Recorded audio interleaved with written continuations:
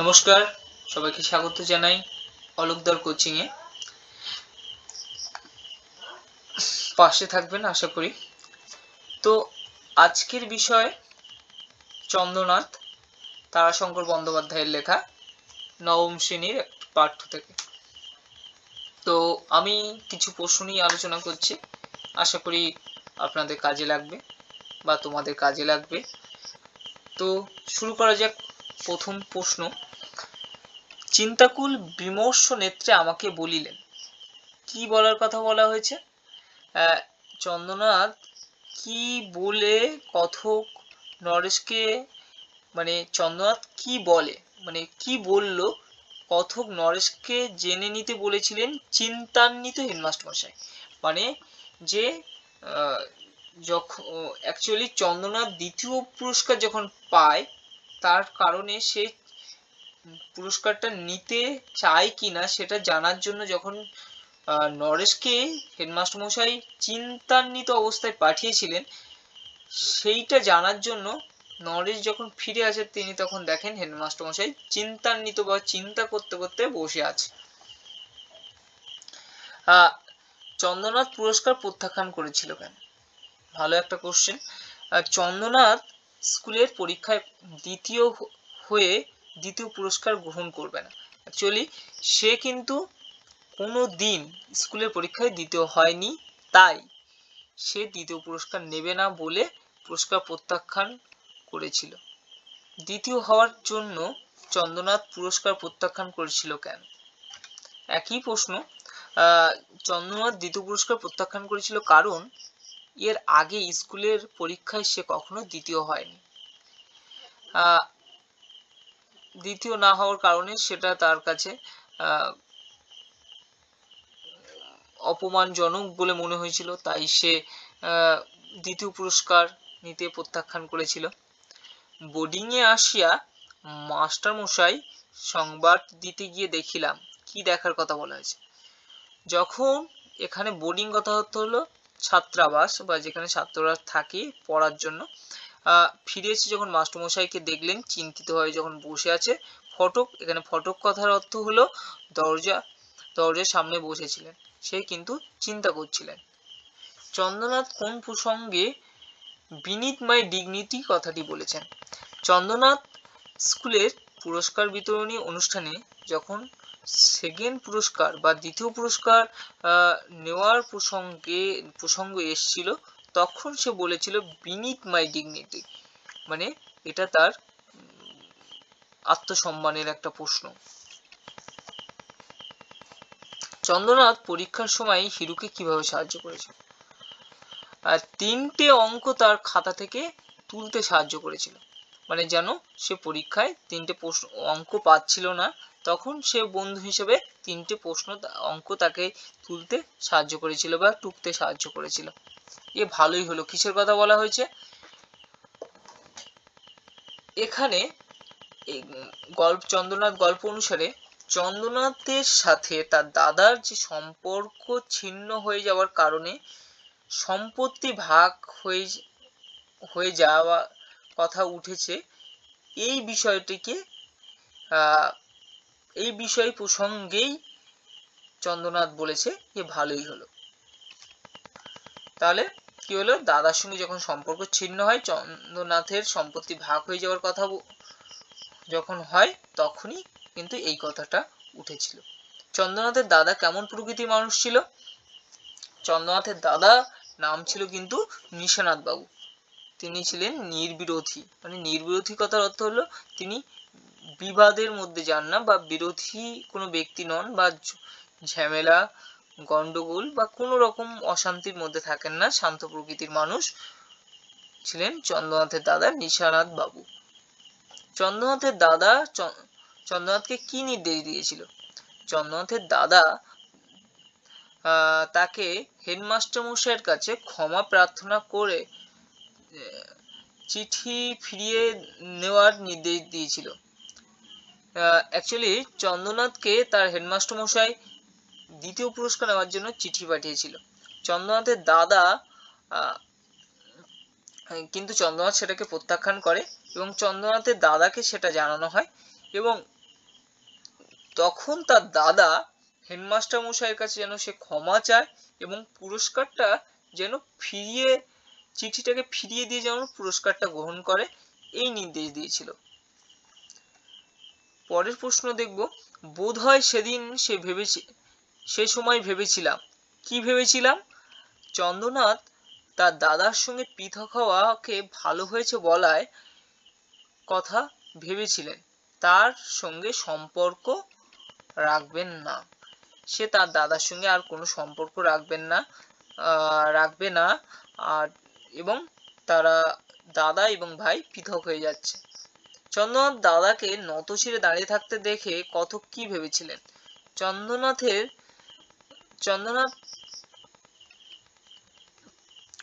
চন্দ্রনাথের ব্যবহারে ব্যথিত তার দাদা মানে নিশানাথ বাবু আত্মসংবরণে প্রবল চেষ্টা করছিলেন, নিজেকে সংযত রাখার কিন্তু প্রবল চেষ্টা করছিলেন যেন তিনি তার রাগটাকে সংবরণ করে রাখতে পারেন। তোমার বৌদি বলতো। বৌদি কি বলতেন? এখানে উত্তরটা হলো, চন্দ্রনাথের বৌদি মানে দাদা নিশানাথ বাবু তার দাদা নিশানাথ বাবুকে বলতেন, চন্দ্রনাথ অত্যন্ত স্বাধীনচেতা হয়ে উঠেছে। মানে চন্দ্রনাথ কিন্তু নিজের মতো করে ভাবতে শিখেছে, নিজের স্বাধীনতা মানে নিজে স্বাধীনভাবে চলতে শিখেছে, সেটা কিন্তু তার বৌদি তার দাদাকে জানিয়েছিল। হিরু চন্দ্রনাথের কাছে কি প্রস্তাব নিয়ে এসেছিল? হিরু চন্দ্রনাথের কাছে তার কাকা তথা স্কুলের সম্পাদক চন্দ্রনাথকে বিশেষ পুরস্কার দেওয়ার প্রস্তাব নিয়ে এসেছিল। কি হয়েছিল? হিরু কি করেছিল? হিরুর কাকা ছিলেন স্কুলের সম্পাদক বা সেক্রেটারি চন্দ্রনাথ, এবং সে চন্দ্রনাথকে বলতে এসেছিল যে আমি আমার কাকাকে বলে তোমাকে একটা বিশেষ পুরস্কার দেওয়ার ব্যবস্থা করে দেবো। এই প্রস্তাব কিন্তু হিরু চন্দ্রনাথকে বলতে এসেছিল। এইটা আমার কাছে স্মৃতিচিহ্ন হিসেবে কিসের কথা বলা হয়েছে? হিরু চন্দ্রনাথকে উদ্দেশ্য করে বলেছে যে চন্দ্রনাথ যে চিঠি হিরুকে পাঠিয়েছিল সেই চিঠিটা তিনি বলতে এখানে হিরু গুছিয়ে রাখার সময় বলেছিল যে এটি আমার স্মৃতিচিহ্ন হয়ে থাকবে। চন্দ্রনাথ তার চিঠিতে হিরুকে কি সম্বোধন করেছিল? চন্দ্রনাথ তার চিঠিতে হিরুকে প্রথমে লিখেছিল প্রিয় বরেষু, পরে সেটাকে কেটে দিয়ে সে লেখে প্রীতিভাজনেষু। তাহলে প্রথমে সে লিখেছিল প্রিয় বরেষু, তারপর সে মনে হয়েছিল এইটা উপযুক্ত নয় কথাটা, তারপর সে কেটে দিয়ে কি লিখেছিল? প্রীতিভাজনেষু।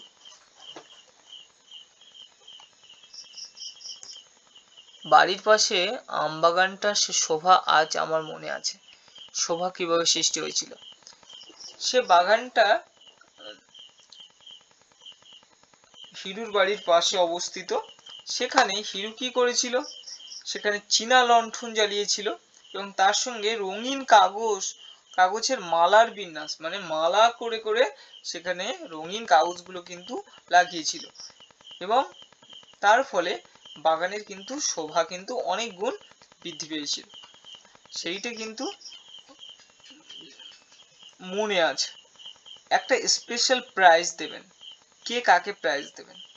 এই উক্তিটি চন্দ্রনাথ গল্পের অন্তর্গত। এখানে চন্দ্রনাথের স্কুলের সেক্রেটারি মহাশয় চন্দ্রনাথকে যে স্পেশাল পুরস্কার দেওয়ার কথা বলেছেন, এখানে কে স্কুলের সেক্রেটারি কাকে? চন্দ্রনাথকে স্পেশাল পুরস্কার দেওয়ার কথা বলেছেন।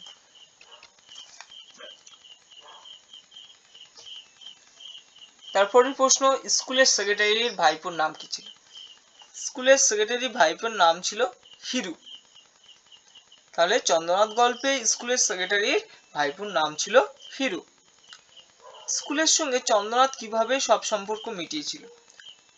চন্দ্রনাথ যখন স্কুল থেকে চলে যাবে বলে সিদ্ধান্ত নিয়েছিল, তখন সে স্কুলকে 2-3 মাসের বাড়তি স্কুলের বেতন দিয়ে স্কুলের সঙ্গে সব সম্পর্ক সে ত্যাগ করেছিল, যেন স্কুল যেন না বলতে পারে যে তার কাছে স্কুল কোনো বেতন বাকি আছে তার কাছে। Same in crowd but the solitary pride, কথাটার অর্থ কি? সেম কথার অর্থ হলো লজ্জা, ক্রাউড যেটা মানুষের মধ্যে লজ্জা বা সাহিত্য চর্চা, এখানে শখের সাহিত্য চর্চা যদি মানুষের কাছে লজ্জার বিষয় হয়, কিন্তু সেটি নির্ভীতে বা নিজের কাছে কিন্তু সেটা কিন্তু অনেক বেশি গর্বের। এইটি আমার কাছে তার স্মৃতিচিহ্ন। কোনটি স্মৃতিচিহ্ন? এখানে স্মৃতিচিহ্ন হলো চন্দ্রনাথ যে হিরুকে চিঠি লিখেছিল, চিঠিটা তার কাছে রেখে দিয়েছিল এবং চিঠিটাই তার স্মৃতিচিহ্ন, এইটি বলা হয়েছে। নরেশ চন্দ্রনাথের চলে যাওয়া সম্পর্কে কি কল্পনা করেছে? নরেশ হয়তো কোনো কল্পনাপ্রবণ ব্যক্তি। সে নরেশ যখন চলে যাবে, নরেশ চিন্তা করেছিল যে চন্দ্রনাথ যখন চলে যাবে,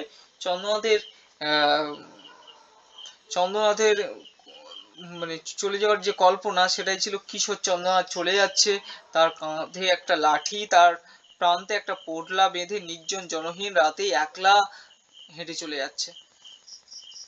এইটি ছিল কিন্তু নরেশের কল্পনা। কথক মাস্টারমশাইকে চন্দ্রনাথের কাছে যেতে নিষেধ করেছিল কেন? চন্দ্রনাথ মাস্টারমশাইয়ের কথা নাও শুনতে পারে, কারণ চন্দ্রনাথ রেগে আছে বা তার মন খারাপ, সেই কারণে কথক সন্দেহ করেছিল বা আশঙ্কা করেছিল যে মাস্টারমশাই গেলে যদি মাস্টারমশাইকে অবজ্ঞা করেন যেতে, তাই চন্দ্রনাথকে তার কাছে যেতে নিষেধ করেছিল। বোর্ডিংয়ে আসিয়া মাস্টারমশাইকে সংবাদটা দিতে গিয়ে দেখিলাম। কি দেখবার কথা বলা হয়েছে? বোর্ডিংয়ে এসে চন্দ্রনাথ গল্পের কথক নরেশ দেখেছিল যে তাদের মাস্টারমশাই খুব চিন্তায় একা বসে আছে এবং এই বিষয়টা নিয়ে মাস্টারমশাই চিন্তা করছে। কথকের জীবনে চন্দ্রনাথের স্মৃতি কিরূপ ছিল? কথকের জীবনে চন্দ্রনাথের গভীর রাত্রে আকাশে বিচরণকারী কালপুরুষ নক্ষত্রের মতো ভাস্বর ও প্রদীপ্ত ছিল।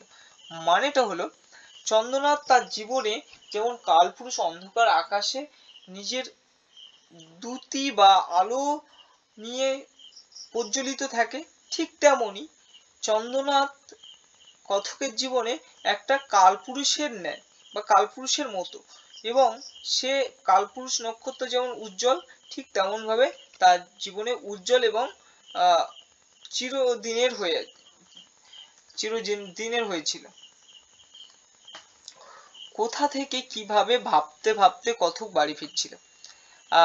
সার্কুলার রোড, কলকাতা অবস্থিত সার্কুলার রোড, সেখানে যে সমাধি ক্ষেত্র, এখানে ওই খ্রিস্টান ধর্মাবলম্বীরা যখন মারা যায়, তখন তাদেরকে মাটির নিচে শুইয়ে রেখে তার উপরে যে স্ট্যাচু বা সমাধি ক্ষেত্র তৈরি করা হয়, সেটাকে সমাধি ক্ষেত্র বলে। সেখান থেকে যখন বের হয়ে চন্দ্রনাথের কথা ভাবতে ভাবতে বাড়ি ফিরছিলেন, তখনই মানে সমাধি ক্ষেত্র থেকে বের হয়ে চন্দ্রনাথের কথা ভাবতে ভাবতে বাড়ি ফিরছিলেন। আমার দিকে চিন্তাকুল নেত্রে চাইয়া বসে আছে। কে কার দিকে চিন্তাকুল নেত্রে তাকিয়ে বসে আছে? এখানে গল্পের যে লেখক বা কথক চেয়েছিলেন যে দেয়ালে বড় আয়না, যে তাদের দেওয়ালে একটা বড় আয়না, সেখানে যখন তার সামনে যখন লেখক গেছিলেন, তার সামনে তার প্রতিবিম্ব প্রতিফলিত হয়ে উঠেছিল। সেটি লেখক মনে হচ্ছিল যেন তার দিকেই তাকিয়ে আছে। চন্দ্রনাথের কপালে ত্রিশূল চিহ্ন কখন দেখা যায়? ভালো প্রশ্ন। চন্দ্রনাথ যখন সামান্য উত্তেজিত হয়ে ওঠে বা খুব রেগে যান, তখন তার রক্তচাপ বেড়ে যায় এবং রক্তচাপে তার কপালে কিন্তু ত্রিশূল চিহ্ন দেখা যায়। হেডমাস্টার মশাই কোথায় বসে থাকতেন? হেডমাস্টার মশাই বোর্ডিং এর সামনে, ফটক কথার অর্থ হলো দরজা, দরজার সামনে চেয়ার বেঞ্চ আর চেয়ার আসন পেতে হেডমাস্টার মশাই বসে থাকতেন। পরের প্রশ্ন, চন্দ্রনাথের সঙ্গে কালপুরুষ নক্ষত্রের কি সাদৃশ্য লেখক খুঁজে পেয়েছিলেন? চন্দ্রনাথের আকৃতির সঙ্গে লেখক কালপুরুষ নক্ষত্রের খড়গধারী বিশালাকার আকৃতির সাদৃশ্য খুঁজে পেয়েছিলেন। মানে কথক ভেবেছেন বা লেখক ভেবেছেন যে চন্দ্রনাথের যে শারীরিক গঠন সেটা ঠিক যেন কালপুরুষের নক্ষত্রের মতো। যেমন কালপুরুষের হাতে বিশালাকার একটি অস্ত্র থাকে, সেই রকম একটি মিল কিন্তু খুঁজে পেয়েছিল চন্দ্রনাথের চরিত্রে লেখক। বলিতে পারি না কার কি বলিতে না পারার কথা বলা হয়েছে। গল্পের কথক তার সহপাঠী চন্দ্রনাথ হিরু কিভাবে একই সময়ে ক্ষুদ্র এক গ্রামের মধ্যে এসে পড়েছিলেন তা বলতে পারবেন না। মানে কি বলিতে পারি না, যে তার লেখক এবং গল্পের লেখক এবং সহপাঠী চন্দ্রনাথ হিরু কিভাবে একই সময়ে একটি ক্ষুদ্র গ্রামের মধ্যে এসে পড়েছিলেন সেটা কিন্তু কেউ বলতে পারবে না বা লেখক বলতে পারছেন না। কথক নুরু চন্দ্রনাথের সঙ্গে কার তুলনা করেছিলেন? তারাশঙ্কর বন্দ্যোপাধ্যায় রচিত এই চন্দ্রনাথ গল্পে দেখা যায় গল্পের একটি অন্যতম চরিত্র চন্দ্রনাথ, যেমন তার সঙ্গে তার আরেকটি বন্ধু চরিত্র নুরু চন্দ্রনাথের চরিত্রকে একটি কালপুরুষ নক্ষত্রের সঙ্গে তুলনা করেছেন। চন্দ্রনাথের ললাটে কোন চিহ্ন আত্মপ্রকাশ করেছিল? চন্দ্রনাথের ললাটে ত্রিশূল চিহ্ন কিন্তু আত্মপ্রকাশ করেছিল। চন্দ্রনাথের কপালে ত্রিশূল চিহ্ন কখন দেখা যায়? এটা আগেও বলেছি, সামান্য যখন উত্তেজিত হয়ে ওঠে বা রেগে যান তখন কিন্তু রক্তের চাপ বাড়লে নাকের উপরে কপালের মাঝে ত্রিশূল চিহ্ন কিন্তু ফুলে ওঠে। চন্দ্রনাথ গল্পে হেডমাস্টার দেখতে কেমন ছিল? হেডমাস্টার দেখতে ছিল শীর্ণ মানে রোগা, দীর্ঘকায় লম্বা এবং শান্ত প্রকৃতির। চন্দ্রনাথ পুরস্কার প্রত্যাখ্যান করেছিল কেন? কারণ ছিল সে স্কুলে কখনো দ্বিতীয় হয়নি, কারণ এবছরে কিন্তু হিরুকে 3টে অঙ্কের উত্তর বলে দেওয়ার কারণে কিন্তু হিরু স্কুলের মধ্যে ফার্স্ট হয়েছিল। হিরু ফার্স্ট হওয়ার কারণে চন্দ্রনাথ সেকেন্ড হয়েছিল। এই সেকেন্ড যে হওয়া বা সেকেন্ড বিষয়টাকে কিন্তু চন্দ্রনাথ কোনোভাবে মেনে নিতে পারছিল না। তাই দ্বিতীয় পুরস্কার কিন্তু যখন দ্বিতীয় পুরস্কার দেওয়ার জন্য তাকে বলা হয় তখন কিন্তু চন্দ্রনাথ কিন্তু প্রত্যাখ্যান করেছিল, কারণ এর আগে কোনো দিনও সে দিতে হয়নি, কারণ সে স্কুলের ফার্স্ট বয়। আমাদের শেষ প্রশ্ন হলো, পত্রখানার উপর দৃষ্টি বুলাইয়া চন্দ্রনাথ অসংকোচে বলিল। কি বলিল? তার দাদার দেওয়া পত্রটি দেখে চন্দ্রনাথ বলেছিল, আমি সেকেন্ড প্রাইজ রিফিউজ করছি। মানে তার দাদা যখন পত্র পাঠিয়ে বলেছিল যে তুমি হেডমাস্টার মশাইকে ক্ষমা চাও এবং তুমি পুরস্কার নেওয়ার জন্য স্যারের কাছে যাও, তখন কিন্তু তার দাদাকে পত্রটি দেখে চন্দ্রনাথ বলেছিল আমি সেকেন্ড প্রাইজ কিন্তু আমি প্রত্যাখ্যান করেছি। থ্যাংক ইউ সো মাচ আমার ভিডিওটা দেখার জন্য। আশা করি আপনারা পাশে থাকবেন, লাইক, কমেন্ট এবং সাবস্ক্রাইব করবেন, শেয়ার করতে ভুলবেন না।